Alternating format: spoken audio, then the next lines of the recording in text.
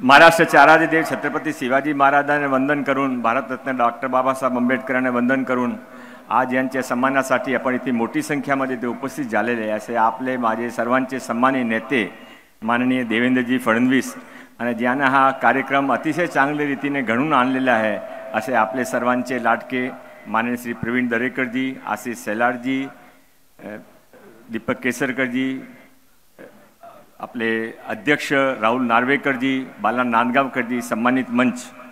मी माझ्या भाषण जास्त वेळ 3 मिनिट माझ्याकडे आहे, जास्त बोलणार नाही आहे, पण त्यापूर्वी ते तुमच्या मनामध्ये आपण एकत्र होऊन एक वेळा देवेंद्र जी आप आगे बढ़ो, देवेंद्र जी आप आगे बढ़ो, धन्यवाद धन्यवाद धन्यवाद धन्यवाद।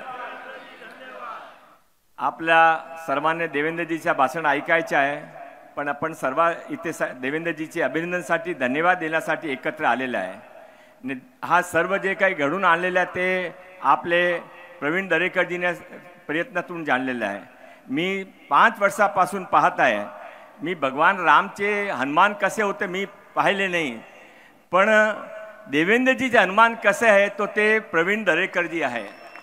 5 वर्षापासून सत्ता असो की नसो, जिथे देवेंद्रजीने सांगितला गरज पडली तिथे सर्वात जास्त तिथे जायच्या ते काम माननीय प्रवीण दरेकरजीने केला आणि आता असा भाऊ देवेंद्रजीने लाभलेला आहे आणि असा भाऊ आम्हाला पण लाभलेला आहे।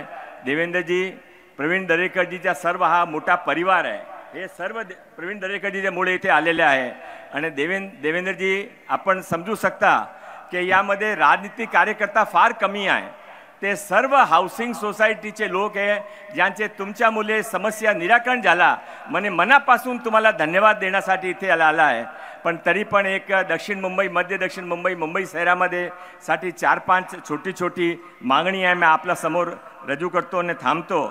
एक सर्वांचं म्हणणं आहे की ते SRAचे जुनी इमारती जे विकासक लोकल ते रहिवासी होते त्याने काढले, ते घरामध्ये ते प्लॉट रिकामी करून घेतला, 1-2 वर्ष भाडा दिला, आता भाडा देत नाही, ते सर्व थकीत भाडा आता पूर्वी म्हाडाने भरावा आणि नंतर ज्यावेळी तुम्ही ते डेव्हलपमेंटसाठी कोणी पुढे येईल त्यावेळी ते रेव्हेन्यू म्हणून ते वसूल करावा, पण जे लोक घर सोडून गेले त्याने भाडाची व्यवस्था सरकारने करावी।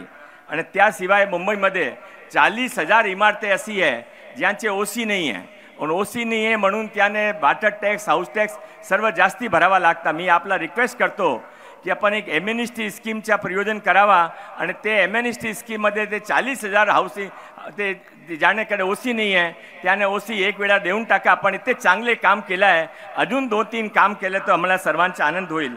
ते जे एक NTC, LIC, BPT या जगे सेंट्रल गव्हर्नमेंटची जगेमध्ये ते म्हाडाचे कानून, महाराष्ट्र सरकारचे कानून मानत नाही।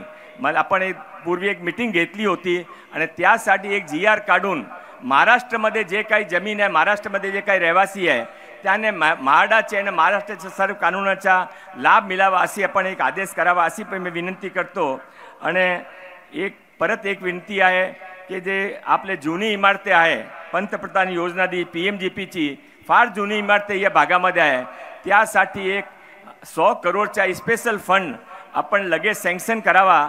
इथे आपले लाडके गृहमंत्री अतुल सावेजी आहे, अतुल सावेजींना आपण आदेश करावा, ते आपले जे एकतर्फे आपल्याकडे दरेकरजी बसले आहे ते आपले आदेश मानता आणि तिथे राहुल नार्वेकरजी आहे आणि अतुल सावेजी आहे, सर्वजण इथे आपल्या आदेशची वाट पाहत आहे।